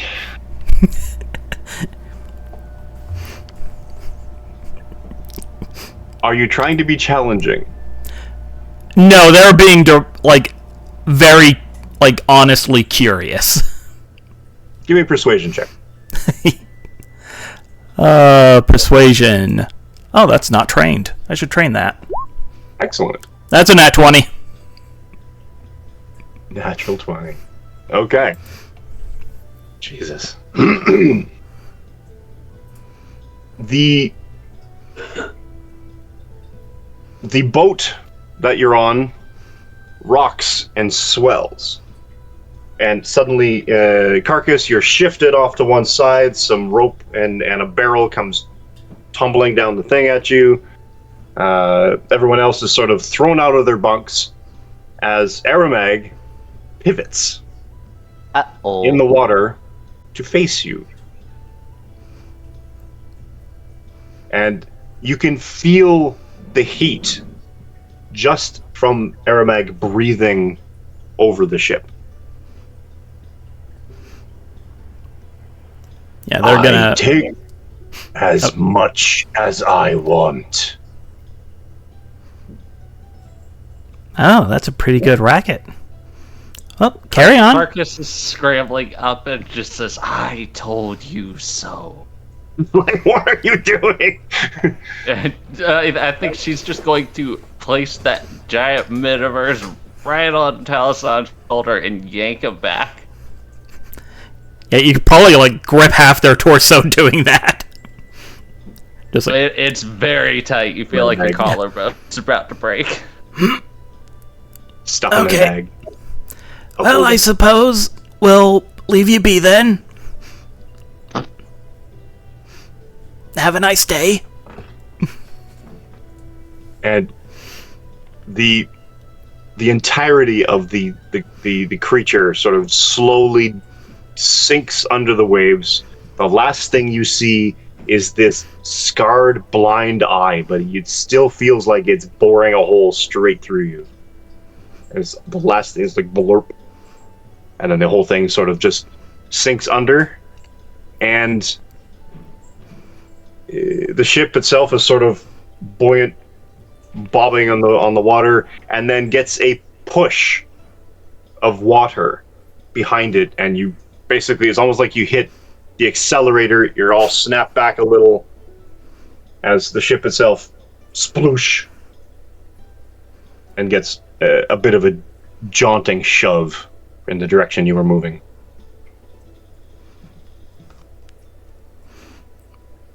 We do not taunt Dragonkin. I am not taunting a dragonkin. I am merely asking this child who has moved in on my territory what they are doing.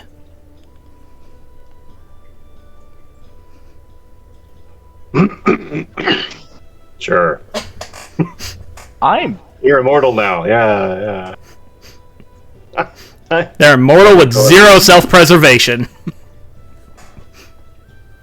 Which is impressive because he's been living so long. All right. So, let's see. Who shall we? Metzley. Roll me a d20, please. This is for D20. Straight d20. Oh, terrible. 4.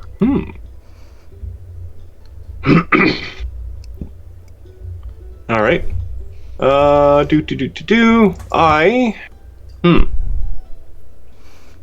You see, the sun comes up, the ocean air, the seagulls fade as your boat, your ship, continues along the coast over the course of the day. And around midday, nothing happened. No. You start to see in the distance some pretty dark storm clouds that are... they look intimidating, and it would suck to be in that storm. But they are sort of off and away, and one of the sailors comes up. He says, "Oh, worry not. We should be in Cove by the time that hits, so we can bunker down."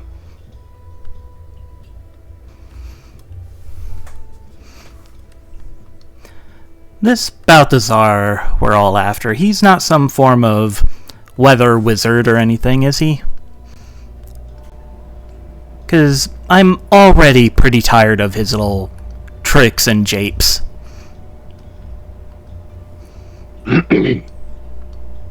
He does not strike me as one. Good. Do any of you... Oh, sorry, go ahead. Oh no, that was it. Cool. Do any of you do anything in particular in the 8 to 10 hours or so it takes? Anything you want to get accomplished? Carcass lies back down and basks. I go over to Priest. The towel over her face. Just lying there. Priest The has gone sunbathing reflector. Priest is actually taking some a cue from Carcass and is currently also leaning up against the mast, enjoying the sunlight. This is actually quite nice. Yes. Opens his eyes. Yes, Metsuli. I have something for you.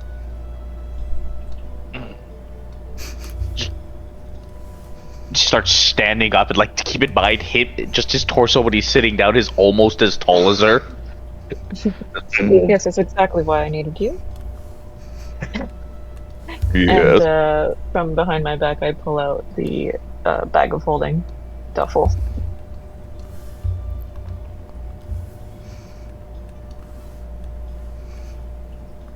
Is there Here's something? the bag. Well, now I know. can hold many things. Many more than we could carry on our own. And I explained the capacity and the magic that works. As she's explaining, Priest keeps trying to interrupt to try to explain that he knows what it is, but at this point he's just starting to assume that a bag of holding must be a new thing here. Because she hasn't asked if he knows what it is yet, and he's like, wanting to be polite, he's like, "Thank you very much for the bag of holding." Yes, I have a handy haversack, which is a different version, which is very exciting. I've never seen such intricate pieces of utility before. It seems like it would be very useful. He is trying do anything so with the hard bag? to pretend he doesn't know what he's about these things. Do you do anything with the bag? What did you say, Mike? But do you do anything with the bag? I think that leads into his next question. Is there something you need me to start putting in these? I just figured that we will be coming upon many things in many adventures, and it's worthwhile that we have the capability to store the ingredients we need, store any materials we find and want to bring back. I did make a sort of a deal with Mr. Glittermane that we would bring him back any notable items for his procurement. Did you trade away scavenger rights? Or is it just if we think it might be interesting for him? Just if we think it might be interesting for him. Got it. Mind you, I got the impression that he might have eyes about, but that's unclear. Did he mention if there was anything already in the bag or the haversack? No. One moment. He's gonna walk over to the edge of the boat. Oh, I give him mine too to check. And one by one, he's going to do the thing that would cause a handy haversack or a bag of holding to just empty all of its contents over the edge of the boat. So with the bag of holding, he goes over, turns it inside out. Sure. Waits for a moment. If there's anything, waits to see if anything falls out. Nothing falls out. He puts it back in, and he rinses and repeats with the other bag of holding and the handy haversack. Sure. Then he One walks bag of back. holding. Huh? Oh, one bag. One bag of holding. And I one see. handy haversack. Got it. He walks back, and he hands her back the handy haversack. It's always good to check to make sure it's empty when you make a deal for procurement. Wonderful. Keep it checking. Did you do anything else with the bag? I think he's gonna clip the bag of holding to his side, and he's gonna go back to enjoying the sun. Something he probably didn't get for a many years. Cool. Cool. Instantly turning into a tomato. No. He's an intelligent traveler. He's wearing sunblock SPF 100. Fair. Metzley goes somewhere below decks to set up a tiny little altar area. Cool. And the rest of the voyage, relatively uneventful. The sailors call out that you're approaching the cove. We're gonna find the right map. I gotta move you to that map. And the site you see, let's open up the right thing. Let's see. You see the smoke long before you see the fire. And the buzz and movement on the ship to make ready to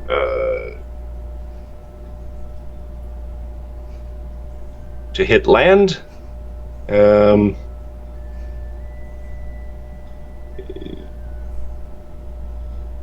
Kind of adds an underlying amount of stress to the otherwise quite placid journey.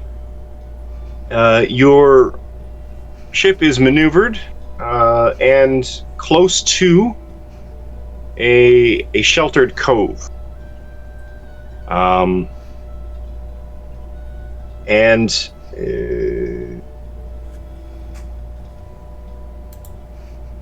you use a rowboat to disembark,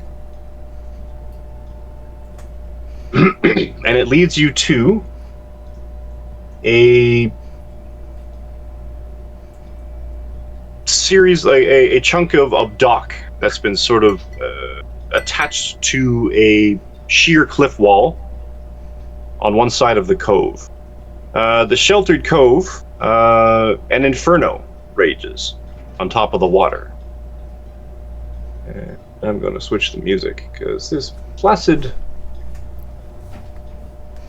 seaside town isn't it anymore. So I'm giving you something a bit more like that. I do not hear it. I hear it. It's pretty. Yeah, it's pretty daunting.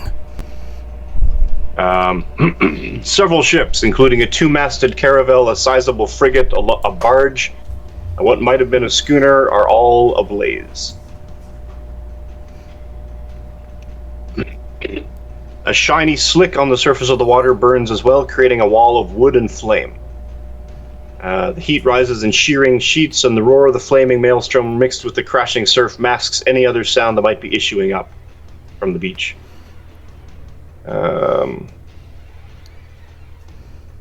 From what you can see with the light on the beach, or from the light from the fire, something is moving on the beach.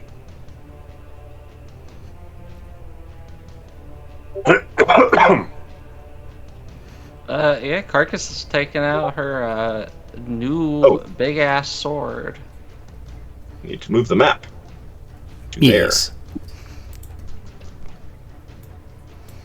Now, what we can do, allow you to drink in this new scene as much as you like. Zoom it out if you like. Giving you a sense of the scope also of the map. How big the ships are, where the ships are. The ship on the shore itself is wrecked. And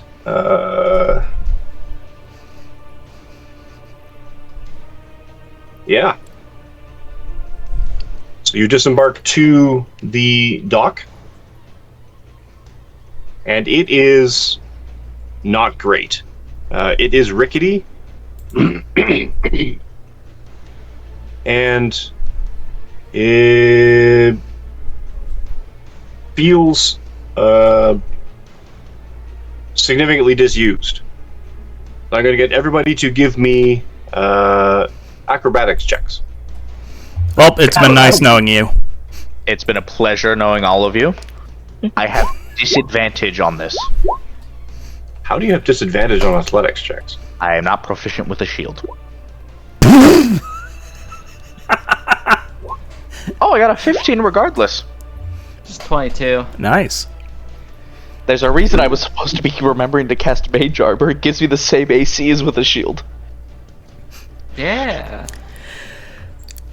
I don't want There. to know what I got. Those are amazing rolls. I 5, a 4, and a 3 in rapid succession. I got a 12. Or a I total got of- 22. The Marcus is most, fine. the largest and most gangly of all of the group, completely flawless in their balance and finding the right beam to step on. The rest of you, however, take a bit of a tumble into the water. No damage. You're not dropping that far. Are you all right? And yeah, you step through sea water or sea salt rotted logs or planks and take a tumble to the surf.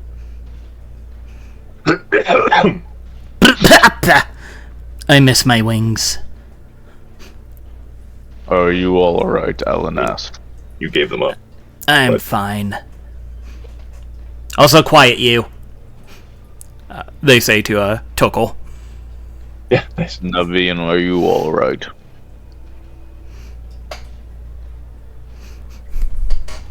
Metzilia, are you all right? I wouldn't say alright, but I'm very harmed. I do okay, just not. Well, if we only had. Never mind. You should learn to swim. We had only. He'll just kind of say it to himself.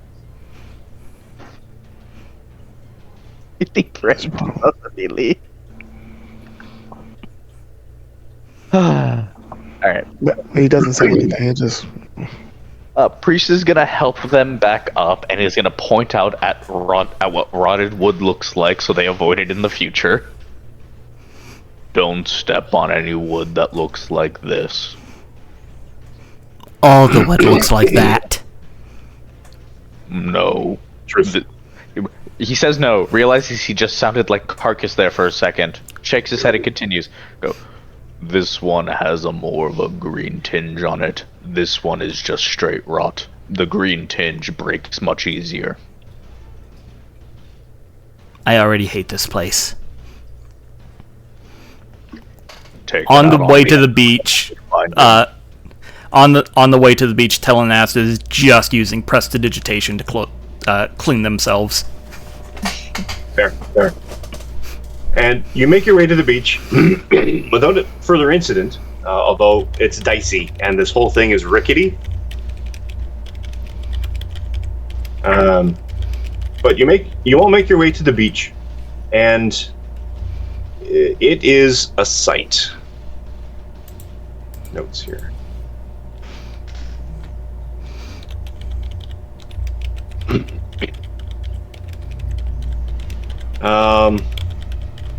This beach is about 50 feet wide. There's a lot of sandbar here. There's a cave opening to the north. There's a small, crude bridge over further to the east that seems to lead to another small section of beach. There is an absolute swath of blood and ragged body parts all over this beach. Blood, bits of bone, bamboo cages, broken crates, bolts of torn silk, cracked barrels of some kind of gooey mess seeping into the rocky sand, and mangled corpses all over the place.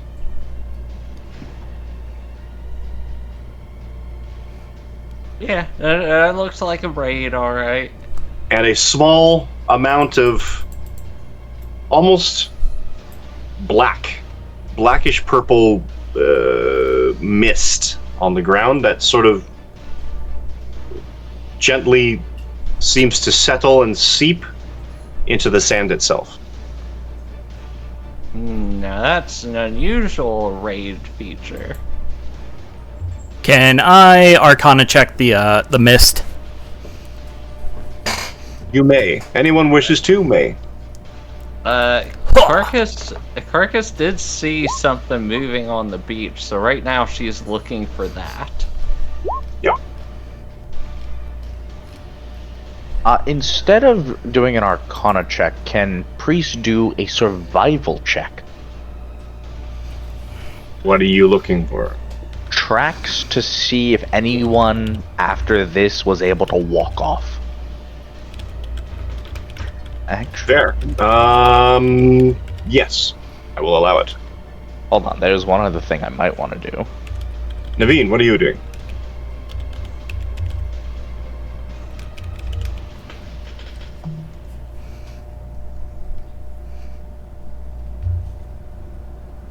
Naveen.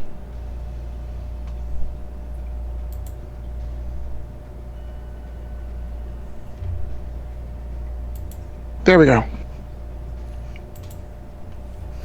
Yeah, Now, he's back. sorry about that.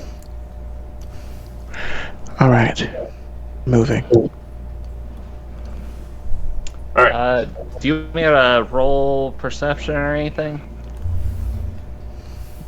Me? You want to... You have bodies all over the beach. Essentially, this looks like the site of a great battle. Broken everything, blood, body parts. So roll perception.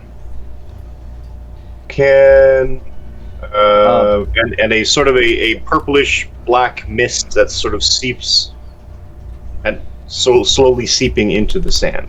Mm-hmm. Mike, I would actually like to do something different than my survival check, if you don't mind. Okay.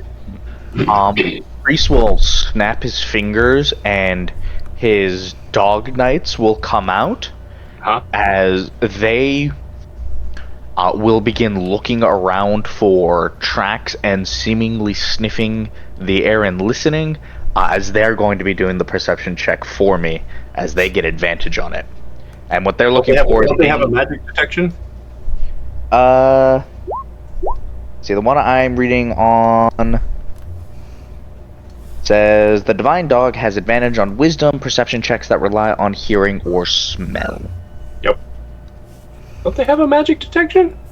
I remember them, but I think that might be an ability they get later. Huh. Okay. Okay, a number of things. Talasan is distracted by the gore. We'll say. Someone just left their lunch out here. It's very rude. I know. I mean, Carcass will clean that up. No. Carcass is remembering a past war because I was impressed with the amount of gore on the beach. This is quite the thing. The Dog Knights. Oh, they got a nat 20. Oh, never mind. They were having trouble, but they notice a stronger scent of carrion to the north. And at that point, you sort of notice some bloodied tracks that follow in that direction. Let's see. Schmetzli, Yes. your Arcana check.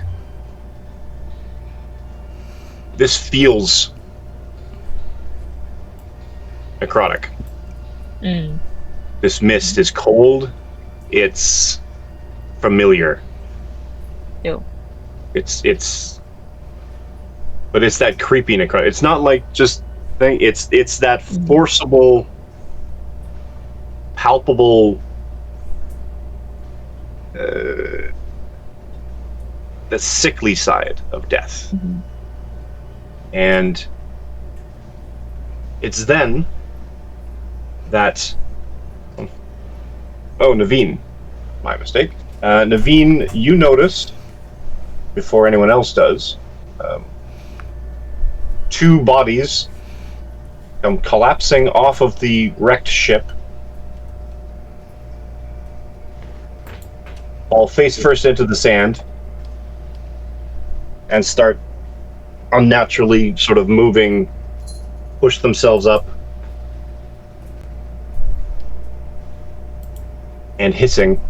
So I will allow you an action before we launch into combat, which is to say end the game and start again next week. Immediate fire of the bow, the new one with the bracers, Fantastic. Give me an attack roll. and he'll scream. The dead men are walking, I guess would be. Let's see. Dead man walking. That, yeah, just moved. That is a 7. A 7. Actually, hold on. These are different. One sec. Oh, is it the same bow or the different one?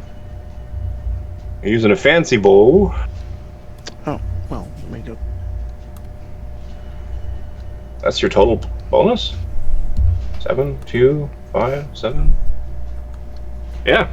Have you added it to Unfortunately, even with your fancy bracers, this is not a hit. the... Okay. They just rolled really bad. Yeah. It was a terrible roll. Oof. And their armor class is also terrible, but not quite that bad. Yeah. You fire an arrow, and it lodges in the sand, and and these are not zombies. These, you see dead eyes, but ravenous intelligence. And there is blood all over their mouths and their faces, torsos. Oh, And they see you. they see me? They see you, and they start moving to attack. And how close is everyone else? What do we look? 30 feet? Okay. I don't know if they can hear. But if they're gonna done with attack to them, just so that they can hear. May your spirits empower our great Lord Sassanid. All hosts be praised. Okay, I'm warning. Carcass gave the warning. She put the hand on the shoulder and squeezed. Again, She gave the I'm warning. saying this to She's going to break Oh, hold on. the bead's collarbone as soon as this fight's over. Gonna snap him like a twig. Say he had to stop spreading the religion. We never said he couldn't do it for himself and only himself. Carcass was under the impression that we were That- knocking this shit off. that Flat is out. correct. Also, This is unacceptable behavior. I am not proselytizing, and I only said it for the monsters to hear. Nice. Next session is gonna start with a roll of it's no war cry. here. It will be Now we're after the right. fight because we need Yeah, Carcass is a need him to be able to professional. shoot the bow. Exactly. I will allow him to be healed immediately afterwards. Only instill discipline after the fighting's over. Maybe Yeah. Sassanilli's going to be a warlock patron. I don't know. Who knows? Things are different now. Wait, could we please have it be where David becomes a celestial warlock because his proselytizing accidentally made Sassanili divine and no one realizes it? That would be hilarious, It actually. would be so funny. So, Anyway, all right. So, this is where we're going to call it. The beginning of a combat, because that's apparently what I do. Yes. So, will the party survive this attack of 2 undead creatures? We'll never know. We'll find out next week. All right, but then let us go do a quick round table. Let everybody know who you are, where you can be found on the internet. Start with Eve. Hi, I'm Eve. You can find me over at Lawless Victory on the blue sky. That is, lawless is in crime, victory is in winning. Don't really have anything else going on aside from the every other Monday night game that Alejandro's running. I'm playing a witch, a warlock with just the most spells. Playing a criminal. So many spells. I have twice as many spells as a wizard right now. And you're gonna cast 2 of them a day. No, I cast 5 of them a day. Alright. Alright. John. Hello, I'm John. Today I played Telesan, the Dragonborn Warlock Sorcerer, and also Sasanili, the Zenakata Clerk. Zenakanteka. Sorry, I had to write that phonetically so I'd be able to say it properly. Because everyone else would have said Batfolk, but Sasanili, he would have said Zenakanteka. But yes, I can be found online at Crim's Bacon. I can be found on my podcast, Bacon Flavored Pods, where I'm currently running 2 campaigns. One is a Beacon game set in the world of Final Fantasy XII, and another one is Mecha vs. Kaiju. We've been having some scheduling issues, so we're still only at the halfway mark of the game, but hopefully that gets sorted soon. I can be found on just about every other podcast here on Would Be Heroes. I run the Beacon game, Twilight Labyrinth, on the second or third Monday or Friday of the month. Break. And break, yes. Did I say Beacon? Yep. Okay, I meant break. I will also be running a Pathfinder game here soon on the opposite Mondays as Alejandro's D&D game. It's going to be very silly, very anime. I am excited. I can also be found on my friend's Twitch, Bora Immortal, where we stream games when Magic the Gathering isn't having any kind of promotional event. And I can also draw for money if you need money, and I have no. If you need draws and have money, I will take the money and give you draws. Yeah, and I think that's it. Joe. Good evening, everyone. Happy time zone, as they say. It's me, Joe, better known as DJ Toreador, Manola Finger Moses. Trying to get this out here so we don't clip. And I've been playing. Not Sosanili. I apologize. Naveen Shadewood, the awesome, modest, handsome, awesome, cool, honest. I do keep my word. Elf, half elf, you never know. Who is a glutton and loves to backseat cat. Leon included. Explorer, somewhat of a coward, but not really. And possibly Ranger, Warlock, Worshipper, I don't know. We shall see. And yes, the cult of Sasanili, it's not a cult, it's a meeting of minds, exists. And he has underlings of priests. But yes, see you guys later. The fight continues. Monica. Crunch. Hey everybody, I've been Monica playing Metzli. Oversharing with what Bags of Holding does. And being fascinated by dragon turtles. You can find me at Monica M Art all over the internet. I also do arts for all sorts of projects. You can find me playing on Steve's Vampires games, some Marvel games, kind of all over the place. But I'll see you guys next week. Alejandro. Hello, ladies and gentlemen, gnomes, halfling, orcs, elves, dwarves, dragonborn, tieflings, and Azamoth. My name is Alejandro, also known as the Greedy Dragon. Thank you for joining us today as I played Priest.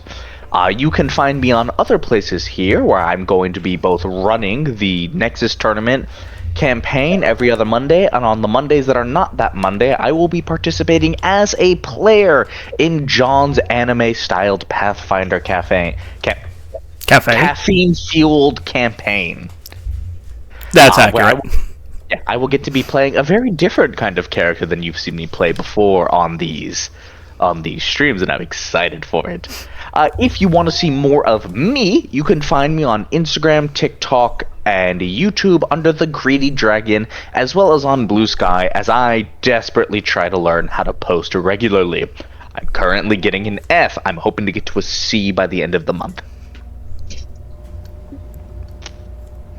See? We believe in you. I post at least twice a week. Fair.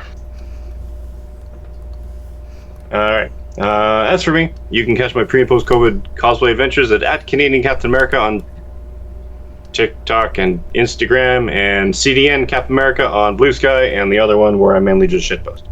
But I can be found here because somebody has to run the place and keep the lights on. So, Saturday mornings at 9 a.m. Pacific time, you can catch this weekly D&D game with this fantastic group of ne'er-do-wells. On Tuesday, every second Tuesdays, there is a D&D game connected to this game, run by also me and starring a whole new set of ne'er-do-wells. Alternating Tuesdays to that is a third D&D game, also connected to this one, also starring a bunch of completely new people, also run by me.